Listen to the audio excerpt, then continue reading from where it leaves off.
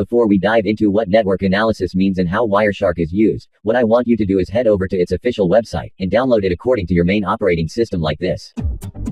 If you're using Kali Linux, you can go ahead and skip this step as it comes pre-installed on it, but for other operating systems, once you've downloaded it, open it and install it. During the installation, you'll be prompted to install these additional packages called npcap and usbpcap to ensure everything works properly, so make sure to include them as well. Once installed, you can launch Wireshark to be greeted with a welcome page like this, and from here, you can basically select the network interface card that you want to analyze the traffic from. Step number 2, but what is traffic analysis? Okay, so when I say the term analyzing the traffic, what I essentially mean is opening the packets or letters that are being sent from one device to another over a network, and seeing exactly what each one says. Now if you're not sure about what a packet is or how computer networks generally work, I recommend checking out this video first as it will make it easier for you to grasp everything that I'll be talking about here. But for now, just know that if I open up a website on my browser, and want to see what communication is happening between my computer and the web server of this website behind the scenes, I can do that by using Wireshark, and this is what network analysis essentially means. Now the reason why hackers need to be skilled at this involves several factors which I can't go over in this video,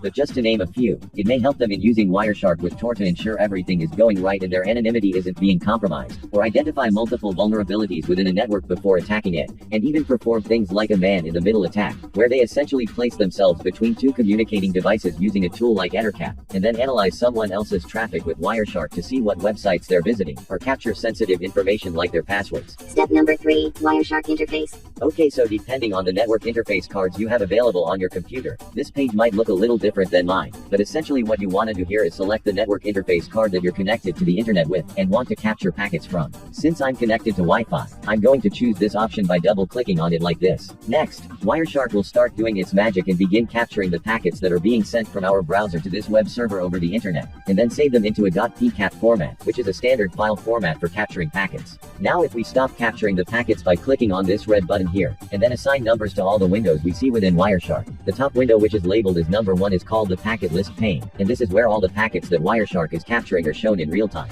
Here the source IP address is the device sending the packets, and the destination IP address is the device receiving them. The bottom left window labeled as number 2 is called the packet details pane, and it shows its information on a selected packet from window number 1. Whereas the bottom right window is known as the packet bytes pane, and it provides a quick way to see what a payload says in a human readable form, rather than showing the binary representation of data. Step number 4, creating filters. Since modern operating systems constantly send and receive data in the background without any user interaction, Wireshark starts capturing packets the moment you launch it. And so if we want to focus solely on some specific packets, like the ones we captured while we were browsing this website, what we'll need to do is use some specialized filters by typing them here. So if I input a filter called TCP contains, and then specify YouTube like this, you can see that it has shown me one packet that it captured when I searched for YouTube on my browser. And to explore a range of other filters and operators that can be used to search for packets just like this, you can download a PDF that I prepared by clicking on the link in the description down below. Step number 5, following a stream. Okay, so once you've identified the packet that you're interested in, and want Wireshark to open a new tab showing all the communication between your computer and the web server of a specific IP address, what you can do is simply right-click on the packet, and then select Follow TCP Stream like this. Now the reason why you can't understand any of this is because it's encrypted by TLS encryption, which acts as a way to protect the contents of a web page from hackers when they're performing things like a man-in-the-middle attack.